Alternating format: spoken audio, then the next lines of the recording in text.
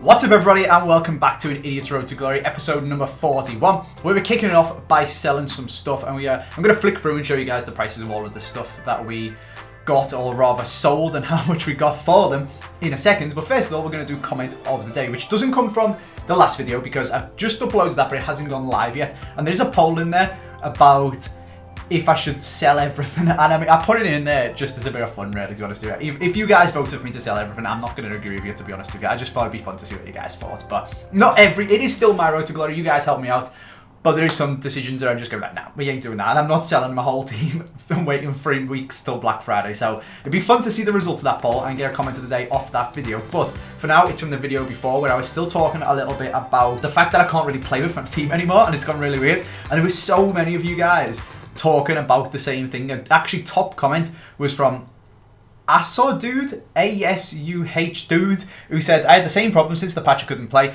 played 4-2-3-1 in game and it just wasn't working, so he sold his team and switched to 4-1-2-1-2 and he could play well again.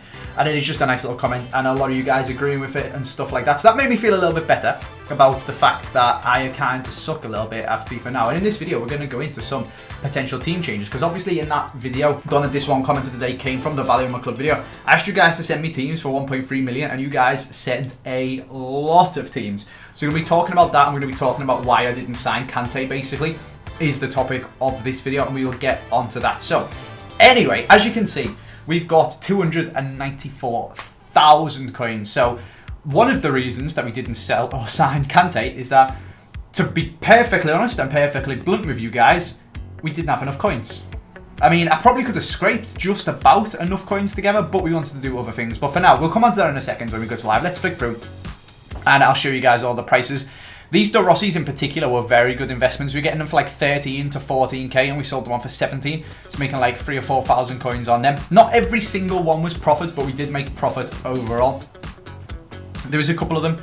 For example, I haven't actually sold them at this point. There was a couple of them I didn't list up and was hoping their price would go up. Wanyama and Aria, so we lost coins on. But everyone else, we either broke even and maybe lost a little bit to tax, or we made quite a lot of coins, like on De Rossi, for example. So we had about 300,000 coins after selling all of that stuff on and selling the Arias and the Wanyama and stuff like that as well. And what I decided to do was invest it in squad fitnesses, of all things, and not just getting enough squad fitnesses to see me through the weekend league, because it's my sister's graduation this weekend, or this early at the start of the weekend. My family's coming down to stay with me while we go basically to my sister's graduation, so they're staying in ours. So I won't be playing massive amounts of the weekend league. I'm still going to try and get gold 3 and get my 2 red cards like I did last week, because I only had to play 15 games of it to get it. So hopefully we'll be able to squeeze them in. But the issue with that is they delayed for Champs by a day, and I was planning on playing most of them on the Friday before my family arrived, because they get here on Saturday. And I couldn't, because FUT Champs wasn't open. So now we've got Monday to play on instead, but they're still going to be here on Monday. So it's going to be a little bit difficult, and we'll try and squeeze them out. And we'll try and we've got enough tokens to play next week, but I want to at least try and get some red cards, because I like the idea and it's fun for you guys. It's content for the channel to doing the FUT Champs rewards videos and stuff like that. But yeah, we weren't even invested in coins and getting our squad fitnesses early for FUT Champs and buying it for 700. We were doing it as an investment. As you can see, we've jumped forward and I've spent 100,000 coins on squad fitness cards. We bought, as you guys will see in a second, 140 of them, which is absolutely ludicrous. I usually use 30 for FUT Champs. Well, last week I used 15. I won't play a game of FUT Champs without full fitness. I don't know if that's in my head. I'll play Div Rivals on like 94 and 95 and stuff like that, but FUT Champs, it's proper sweaty. It's small margins. I want full fitness every single game. So I put a squad fitness card in every single game. I'm buying them last week on the Sunday. It was costing me like 1,000 coins a pop to get them. So what I did is I went and bought up to crap loads of them.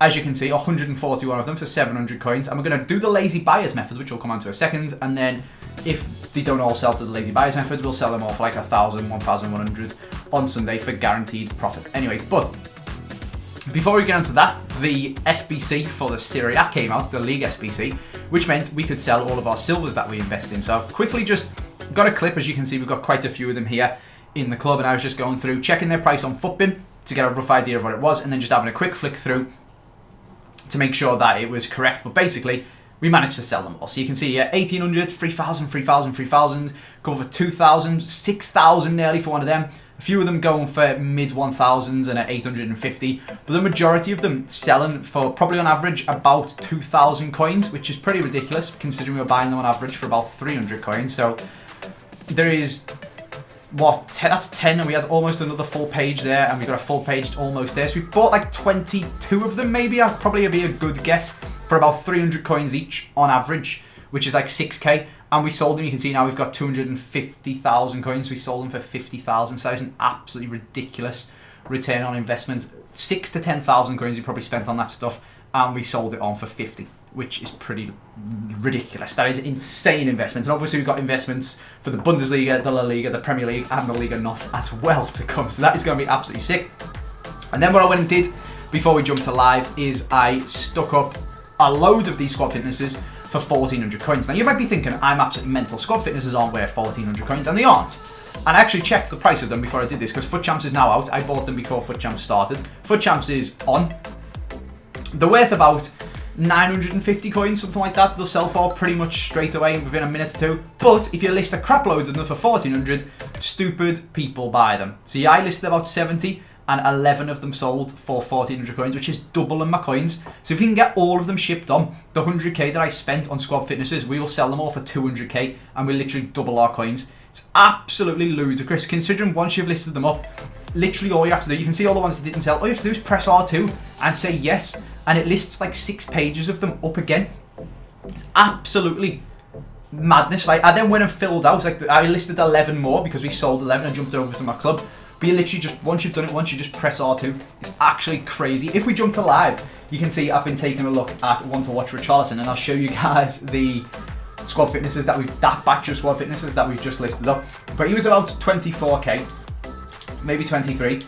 He's up to about 26 now. He did at one point go up to 28 when he first scored, but then Brighton equalised and he's gone back down to about 26. This is an interesting one. We've obviously got one in our club. If he can bag another goal in the second half, like the game's going on now, he's going to rocket up in price and we can get some coins out of him. But you can see we've got 266,000 coins, and if I click this, we've now got 290, because another 10, 11, 12, 13, 14, 15, 16, another 17 of these have sold for 1400 coins. It's literally just down to lazy buyers. It's absolutely crazy. People will come to this consumable section here, they'll put it on squad fitness, and they'll just go, and maybe they'll skip through these ones. I'm not really sure how it works exactly. I don't understand why you wouldn't buy that one for 1200. Someone has just bought that one for 1200. So then maybe someone would go to buy that one and be like, oh crap, oh, okay, I'll just buy this one, and then my one for 1400 sells. Or they'll be flicking through the pages looking for a cheap one, and they'll get like 6 pages in. Bear in mind, when mine all get listed up at the exact same time, so there's not going to be many of these ones in the middle for 1200. So like page 127 will literally just be all of my cards, because I clicked relist at the exact same time on them all. And they'll come to search and it'll be like, my 10 cards here for 1400, my 10 cards here for 1400, my 10 cards here for 1400, my 10 cards here. And there's people scrolling through like this looking for a cheaper card, and they'll get to like page 6 and they'll be like, do you know what, I don't even care, and they'll just buy it. And I've doubled my coins just by putting a crap load of them on the market at the exact same time. So you can see we're almost up to 300k, back up to 300k, which is pretty crazy considering we've got so many of these still to sell. So I'm going to do that. I'd recommend it to any of you guys. Like, it's not even a method where you can't not do it, because there's like a window of about 30 seconds, maybe to a couple of minutes, where they all sell right at the very end. So providing you didn't click list at the exact same time as somebody else, it's going to work for basically everyone at the same time. So I've still got pages and pages and pages of these, so I'm going to click relist. We're going to relist that. And when that goes through and puts them all back onto the market, I'm going to jump over to my club, and we're going to also list up a crap load more of them. So we've got currently still chilling in our club. If I put this onto fitness, we've got 62 of them now. So we've got obviously quite a lot still chilling on the transfer list and still to sell. But we're slowly whittling them down, and we can just keep relisting them all weekend and on Monday, because FUT Champs is on Monday as well.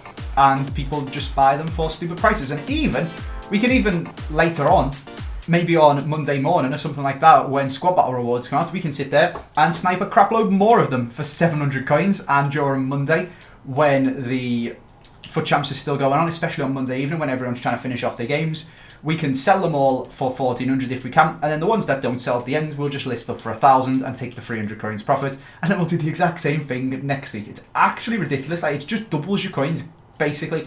Not doubles your coins, doubles some of your coins, because you don't actually get to sell all of them for this price, but it's guaranteed profit of at least 50% maybe, 40%, and then some of it you're getting double in your coins, you double 100% profit. Actually ridiculous.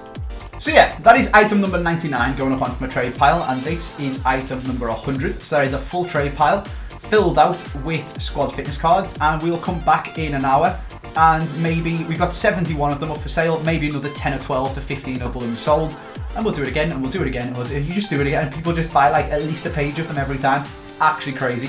People are mental. People are stupid. It's like when I was selling them silvers from Wolves. You didn't need a silver Wolves right back to do the SBC, but people are still paying 10 grand for it. People are stupid. That's basically what we're preying on there. Lazy buyers and stupid people. So, that's why we didn't buy Kante, because if you jump onto the transfer market and stop looking at squad fitnesses instead, you can see that not only is Kante, I think, about 450,000 coins, we also need to buy Matuidi to go into the squad with him to make the squad work. Okay, he's dropped a little bit. What is he? Like 230, 220?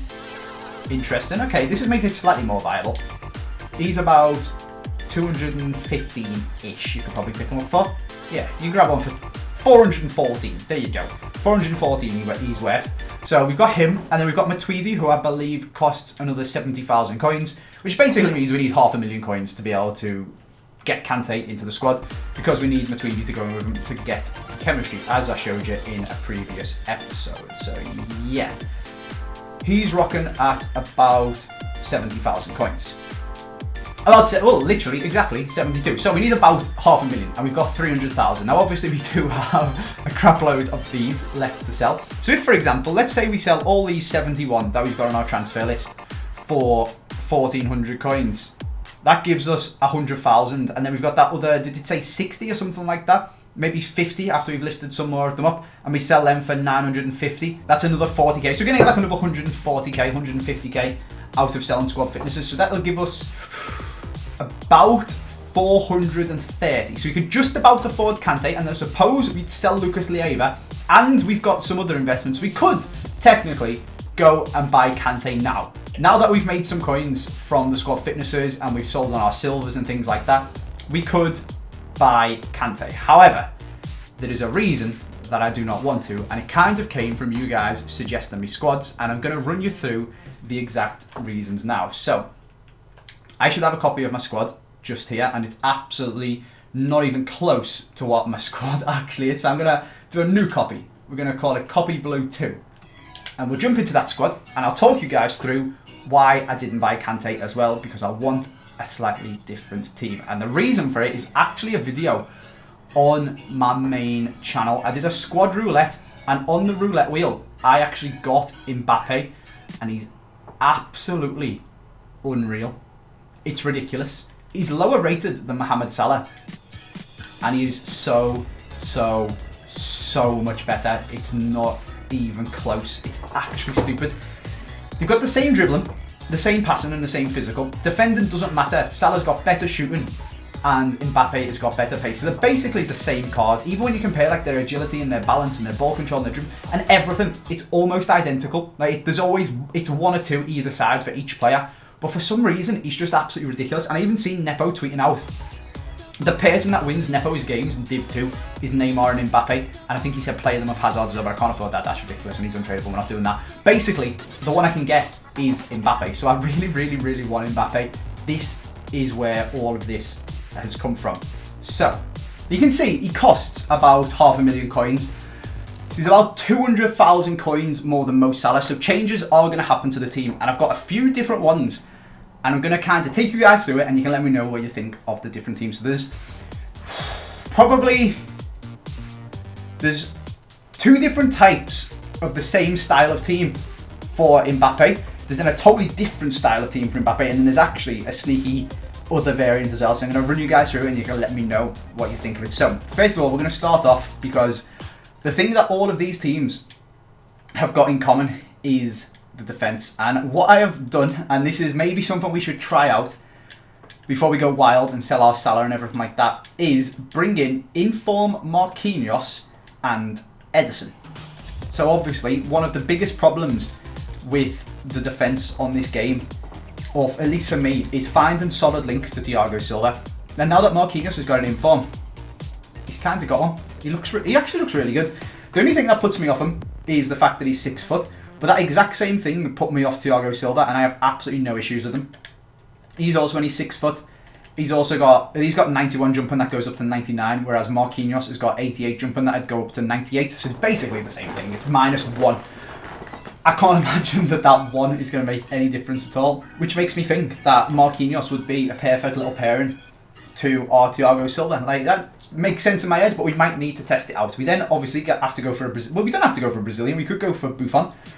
We could go for the nipple areola if we wanted to. But I'm thinking, everyone uses Ederson and everyone says he's really good. And there's even Alisson, if we want to just keep our theme of, even if we're selling on Salah and stuff like that, I suppose we could keep our Liverpool team going, have a token Liverpool player in there and go for Alisson in goal. But apparently Ederson is absolutely sick, so we've popped him in the goals there. So that is basically the theme of these teams. And then one of the other themes of these teams is the fact that Alexandro is worth about 150,000 coins now, which is mental.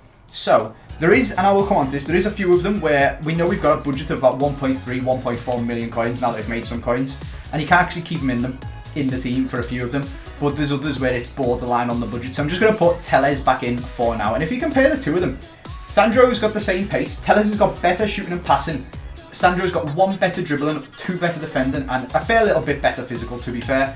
And I believe that comes from, is it from the stamina? The 92 stamina of Alexandro compared... No, he's got... Okay, it's from the strength. There we go. So he's got a bit of extra strength. 79 versus 68 is basically the only difference between the two of them. So I absolutely loved Alex Telles. The only problem with him is he's really hard to get into a team, and it needs full Brazilian around him. So what I'm going to do is I'm going to show you how we would do the first bit and what Brazilians we would actually use.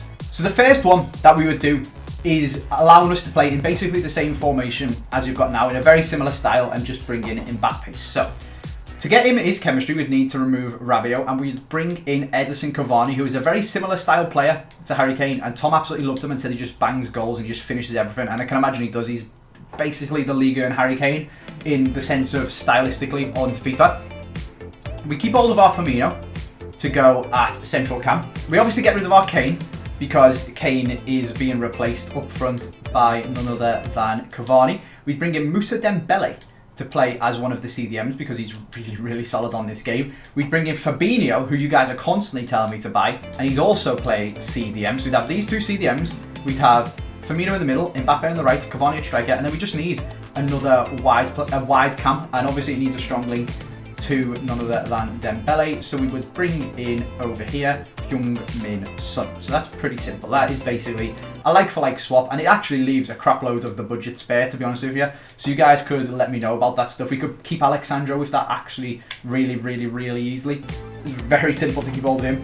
We could get ourselves, I'm trying to think of a really good left. We could get Hazard potentially instead of Heung-min Son because he still gets a strong link to Dembele, and play him at wide cam as well, and I'm pretty sure we could afford that with this team, because what I'm now going to show you is a slightly different one where we would play a very similar team, but instead of, like with the comment of the day where he switched to 4-1-2-1-2 and it worked so much better for him, we could also switch to 4-1-2-1-2 the second, and we'd actually bring in Eden Hazard. Not the Player of the Month one, which Nepo uses and is an absolute game changer, but I've got him on the bench and we'll use that one just as a indication. So this would be normal Hazard, and maybe I should actually bring in normal Hazard so this doesn't get really, really confusing. So normal Hazard would go there.